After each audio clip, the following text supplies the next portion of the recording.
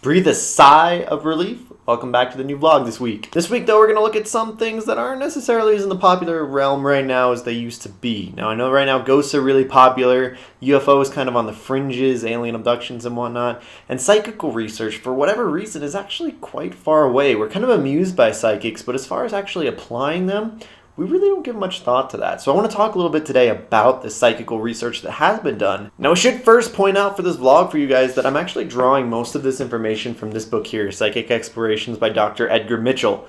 Edgar Mitchell was actually an astronaut. He took a bunch of different articles from a lot of the people at the time and he put them in together to this collection, which pretty much assesses psychical research across the board for the last century or so. And there's a lot of great stuff referenced in it. It's very, very thoroughly done and it comes from a lot of different sources. Most of the information for this vlog is going to be drawn from the introduction. So let's dive right in then. Now, Edgar Mitchell points out that telepathy has actually been studied for more than a century. Because the spiritualist movement in the 1800s or so came about really full steam in the 20th century. A lot of really well-respected scientists and researchers started looking into these mediums and what was happening during these seances, during these mediumship sessions. And some of the results actually surprised them a little bit. And so psychic research was born. Now, Mitchell points out the work of J.B. Rhine, René Warcollier, S.G. Soule, and many others, including the astounding experiment between Harold Sherman and Sir Herbert Wilkins in the Arctic, could leave no doubt about telepathy's existence. Now, psychical research was officially founded in 1882 when the Society for Psychical Research was formed in London. 3 years later, the American Society for Psychical Research was formed here in the United States. Now, the subject of their concern was broadly classified as ESP, or extrasensory perception, but this covered a lot of different topics, including psychokinesis, which is often represented as PK. It's when you can move or influence objects with your mind. There's also survival phenomena, which is represented by the symbol theta. Survival phenomena is what we think of the soul surviving after death. So all you folks out there really into ghost hunting and research in that direction, a lot of these scientists have actually already done it. Collectively, they're referred to as psi, P-S-I. That's the 23rd letter in the Greek alphabet and it forms the first letter of the Greek word for psyche. Now, Mitchell defines ESP as a psychic event in which information is transmitted through channels outside the known sensory channels, either in waking consciousness, trance, or dreams. Now, normally we think of the world in terms of the five senses. We have sight, we have sound, we have taste, we have smell, and we have touch. But there's also a couple other senses that scientists don't necessarily group into those five all the time. That's our sense of balance, for example. There's also our spatial sense, how we can know where our hands are if we have our eyes closed or if we're in the dark. There's also a temporal sense, where we see ourselves as existing in a sequence of events through time. But who's to say there isn't also some kind of an emotional sense, or a sharing of our consciousness with the world around us? I'm going to get a little long in the definition here to describe PK a little bit, or psychokinesis. PK is a psychic event in which objects or organisms are physically moved or affected without direct contact or use of any known force that would allow a conventional explanation. PK includes teleportation, materialization and dematerialization, levitation, psychic surgery and psychic healing, thought photography, and out-of-body projection. Theta events are due to the agency of supposed discarnate personalities. Theta include the phenomena of mediumship, ghosts and hauntings, apparitions and poltergeists, spirit photography, spirit possession, and reincarnation. Now, Mitchell goes on to point out that there appears to be a continuum along which we may place occult, psychic, paranormal, and mystic phenomena, a continuum of consciousness. But it's not easy to draw lines of demarcation between them. I mean, if you think about it, where does one end and the other begin? Are spirits actual spirits? Or are they projections from one person's mind into another person's mind? Do spirits actually appear to us in our minds rather than the physical world around us? Look at PK versus clairvoyance. Do we know what's about to happen, or do we create what's about to happen? And on the flip side, do we actually create or influence the movement of something, or do we just know what's about to happen? Now, on the scientific side, Mitchell points out that there's two main components to our scientific thought of these days. One is objectivism, the other is materialism. Now, objectivity means that we should be able to study the world and it should be able to hold up regardless of our experience of it. It should be the same without our influence, and our scientific studies should reflect that. Things should be able to happen no matter who's doing the experiment. Materialism, on the other hand, is this idea that everything is fundamentally made up of matter. Now, both of these have started to get kicked a little bit when we look at quantum mechanics. If you guys have watched any of those different movies and documentaries about the weirdness of quantum mechanics, you'll know a lot about observation actually starting to have an effect on this matter. Now, we also know from Einstein decades before this that matter and energy are in some cases interchangeable. So these foundations do get shaken up even just in our normal science. However, we still depend on them as the foundations of how we approach science. So, when we look at psychic phenomena shaking up these ideas, according to Mitchell, psychic research is leading to an extraordinarily challenging conclusion. Science's basic image of man and the universe must be revised.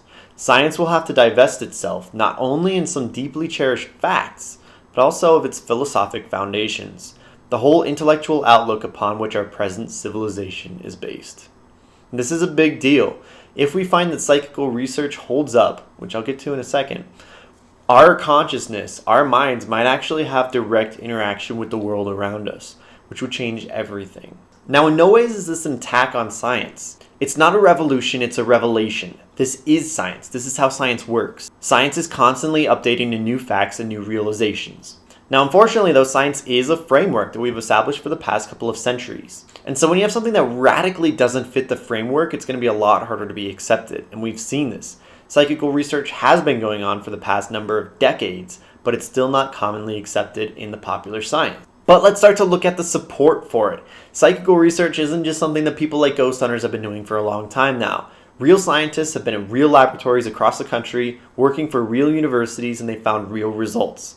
At this point, there's actually a consensus among psychical researchers and the people who have looked into the research that psychical phenomena actually happens. At this point, they consider it proven. I'm not going to tell you guys a lot about that this week necessarily. Go check out this book though. Go check out the bibliography in this book as well at the end of every single chapter. There are reports published about this research. Might change your mind radically.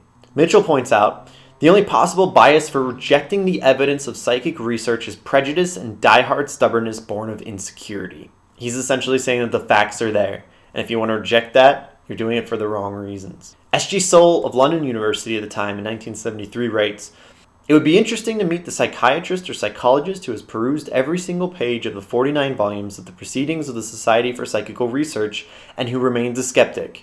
It is no coincidence that those most skeptical of ESP research are almost invariably those who are least acquainted with the facts." Essentially, if you need me to paraphrase it, the facts are there. The people who deny it haven't done the research into it. It would be like me denying that quarks exist when I haven't even read a book on the matter by the scientists who discovered quarks.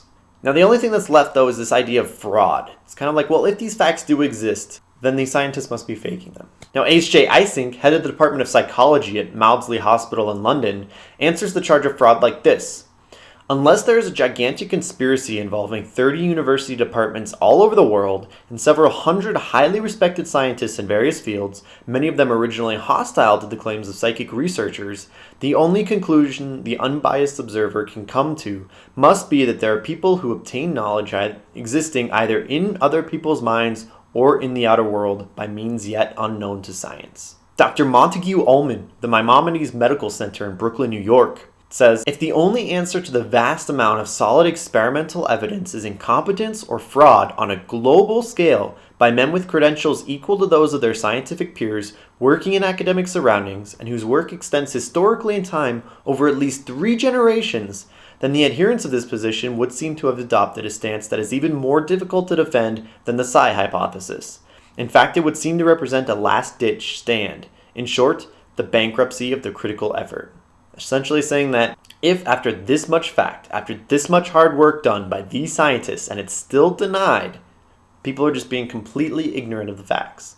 And they're not being critical anymore at all. They're not doing the work of science. Now, in 1973, New Scientist magazine actually did a questionnaire of its readers on this topic. Now, its first conclusion reported that parapsychology is clearly counted as being exceedingly interesting and relevant by a very large number of today's working scientists. 25% of respondents held ESP to be an established fact, with another 42% declaring it as a likely possibility. They go on to quote, "This positive attitude was based in about 40% of the sample on reading reports in scientific books and journals, but more so it came from a majority whose convictions arose from personal experience. There was a strong undercurrent among respondents that too much time was being spent on proving the existence of ESP when the real need was to get on with finding out how it works. By that same note, Gerald Feinberg points out, I believe it would be appropriate for researchers to emphasize detailed studies of psychic phenomena, rather than to concentrate on further efforts whose primary purpose is to convince others that the phenomena exists." This idea being that it's as proven as it's going to be proven so far. And that if you want to have more weight to your research, start to look into what's actually happening. More documentation of what's going on environmentally, situationally, will only add further fuel to the fire for the scientific community to finally receive it. This advice is great for ghost hunters too. If you want to have more power to what it is that you're doing, start looking at the environmental phenomena, the consistencies, the cause and effect relationship between what's actually happening here when spirits do manifest. And who knows, you might actually trip across doing some real science in the process. But that's all I got for you guys this week though. As always, you can check out the 2 most recent vlogs. The one right here I have done on ghosts and flares and photography and what those might look like. And here we talked to John E.L. Tenney about patience while ghost hunting. And as always, you can find me at www.karlpfeiffer.com and on Twitter at Karl Pfeiffer. Thank you guys for watching this week, and I hope you return again soon.